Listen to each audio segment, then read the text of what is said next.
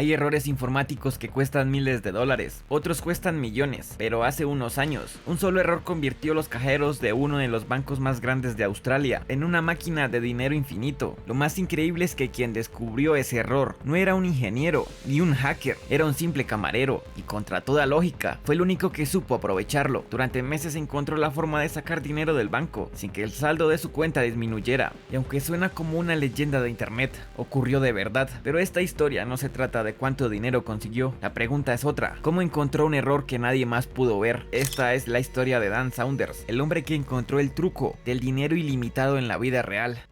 Dan era un camarero de 29 años que llevaba una vida completamente normal en un pueblo de Australia. Su día a día no tenía nada de extraordinario, servía cervezas, cobraba un sueldo modesto y, como muchos, vivía al día. No era un genio de la informática, ni un experto en finanzas, ni mucho menos un hacker antes de que todo esto empezara. Su mayor talento era servir cervezas rápido en el bar, pero fue por pura casualidad que esa normalidad estaba a punto de terminar. Todo empezaría una noche de febrero de 2011. Él estaba de fiesta, cuando de pronto se topó con el peor enemigo de cualquier trasnochador. Se había quedado sin efectivo. Para poder seguir con la noche, decidió ir a un cajero cercano, metió su tarjeta y tras unos segundos de espera, confirmó lo que ya temía: su cuenta de ahorros estaba totalmente en cero. Desesperado por no terminar la celebración tan pronto, intentó un movimiento de todo o nada. Era ese truco desesperado que cualquiera en apuros financieros ha pensado alguna vez. Trató de transferir $200 desde su tarjeta de crédito hacia su cuenta de ahorros.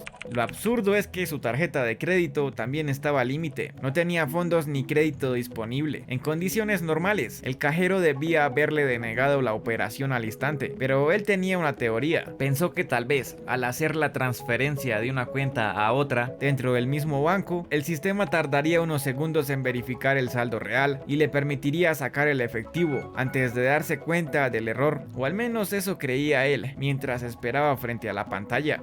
De repente apareció un mensaje de transferencia cancelada. Lo lógico era que no saliera ni un billete, pero ocurrió lo imposible: el cajero escupió el dinero de todas formas. Sin saberlo, había tropezado con un error crítico del National Australia Bank. Resulta que entre la 1 AM y las 3 AM, los cajeros entraban en mantenimiento y se desconectaban de la red central. En ese punto ciego, la máquina no podía verificar su saldo, así que simplemente entregaba el efectivo. Era literalmente dinero gratis, pero Dan no tardó en entender que no era un error mágico, sino un fallo de sincronización. Noche tras noche, regresaba para poner a prueba el sistema, hasta que descifró la mecánica del fraude. Si movía el dinero entre sus cuentas durante ese apagón informático, el cajero procesaba la orden a ciegas. Aquí es donde la historia se vuelve una locura. El banco no era ciego. Cuando el sistema se reiniciaba, detectaba el agujero y dejaba la cuenta de Dan en números negativos, pero a él no le importaba estar debiendo $1 millón, porque sabía cómo borrar su deuda temporalmente antes de que el banco le reclamara. La lógica detrás de esto era tan brillante como peligrosa. Usaba el robo de hoy para pagar el robo de ayer. Si el lunes sacaba $1,000, el martes el banco le reclamaba esa deuda, así que esa misma noche él volvía al cajero y transfería $2,000 fantasma entre sus cuentas. Con los primeros 1,000 tapaba el agujero del día anterior y él se quedaba con los otros 1,000.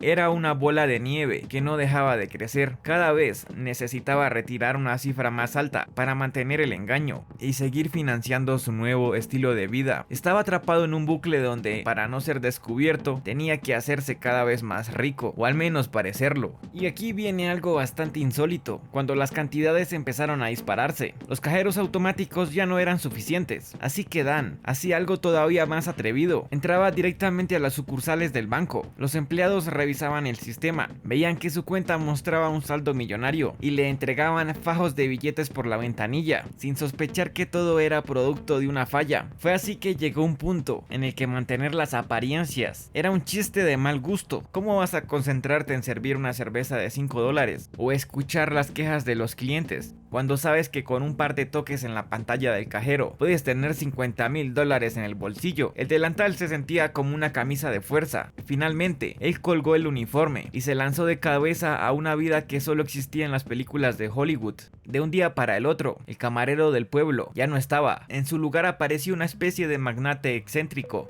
Sus gastos dejaron de tener lógica. Reservaba villas de lujo con piscinas infinitas, solo para una noche de fiesta, y pedía las botellas de vino más caras de la carta. Los aeropuertos comerciales se volvieron algo del pasado. No hacía filas, él llamaba a un jet privado o a un helicóptero para que lo recogieran, simplemente porque no quería perder el tiempo entre la gente común. Sin embargo, lo más surrealista no era lo que gastaba en él mismo, sino cómo empezó a repartir fortuna como si fuera un multimillonario. No solo invitaba a las rondas de licor, él le resolvía la vida a las personas. Si un amigo mencionaba que estaba en aprietos por la hipoteca, él aparecía con el cheque. Si alguien tenía una deuda de juego de miles de dólares que lo iba a arruinar, Dan la saldaba sin pestañear. Se volvió famoso por regalar fajos de billetes a desconocidos en los bares, simplemente porque le caían bien o porque le habían contado una historia triste. En apenas 4 meses y medio gastó más de $1.600.000. No fue un gasto gradual, fue una explosión de excesos sin frenos. Lo verdaderamente insólito no fue la velocidad con la que desperdiciaba el dinero, sino la forma en que su historia se alejaba de cualquier caso típico de fraude financiero, ya que a diferencia de la gran mayoría de estos casos, donde los investigadores pasan años siguiendo el rastro del dinero hasta dar con el culpable, en el caso de Dan, todo ocurrió al revés. Nadie lo estaba buscando, ningún auditor había notado el agujero y ninguna patrulla estaba tras su rastro. Fue su propia mente la que terminó por arruinarlo todo. Con el paso de los meses, la burbuja empezó a explotar dentro de su cabeza. La adrenalina de los primeros días se convirtió en una paranoia constante. Cada vez que veía una patrulla de policía o un hombre de traje, su corazón se aceleraba, pensando que las autoridades finalmente venían por él. La culpa y el miedo lo devoraron. Empezó a sufrir ataques de pánico recurrentes. Él no podía dormir tranquilo, ya que esperaba que la puerta de su casa fuera derribada en cualquier momento. Al final, la presión psicológica fue mucho mayor que el placer de ser millonario. En un intento desesperado por recuperar su tranquilidad y poner fin a esa tortura mental, decidió hacer lo impensable. Llamó al banco, decidió hablar con un gerente y confesó que les había robado más de $1.000.000. No lo atraparon, él mismo se quería poner las esposas. Y aunque cualquiera pensaría que lo arrestarían de inmediato, la realidad fue otra. Uno de los aspectos más insólitos de este caso no fue el robo, sino lo que ocurrió después de su confesión. Absolutamente nada. La respuesta del banco fue tan fría como desconcertante. El asunto está en manos de la policía. Luego colgaron, pero la policía nunca llegó. Una de las razones de esto es que aquí el orgullo valía más que el dinero. Reconocer el robo significaba admitir un fallo de seguridad ridículo ante el mercado global. Por eso el silencio fue su mejor defensa. Era más barato perder la fortuna que confesar que su sistema era vulnerable ante cualquiera con un poco de astucia.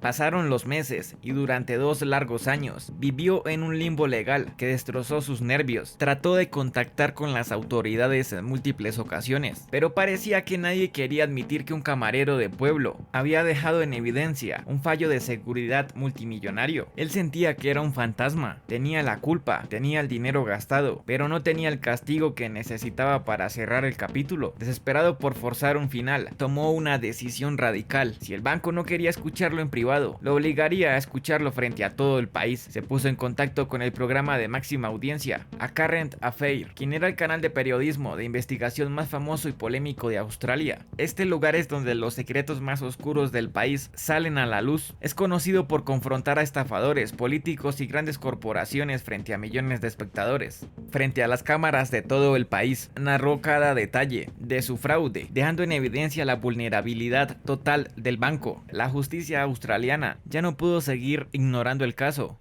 En 2015, 4 años después de su primera noche de suerte, fue finalmente arrestado. Le imputaron 111 cargos criminales, incluyendo robo agravado y lavado de dinero. En cualquier otro caso, un robo de esa magnitud le habría costado décadas en una prisión de máxima seguridad. Sin embargo, ocurrió algo inusual en el estrado. El juez valoró 2 cosas que salvaron a Dan: su honestidad brutal al entregarse voluntariamente y el hecho de que el banco fuera en parte responsable por mantener una puerta abierta al fraude durante tanto tiempo. En lugar de una pena de larga duración, fue condenado a solo 1 año de prisión. Tras cumplir su sentencia y recuperar su libertad en 2016, tomó una decisión que dejó a todos bastante sorprendidos. No huyó con un botín escondido, ni buscó fama efímera. La realidad es que todo el dinero se había evaporado tan rápido como llegó, consumido por los lujos y las deudas ajenas que él mismo decidió pagar. Sin nada en los bolsillos, hizo lo que nadie esperaba, volvió exactamente al punto de partida.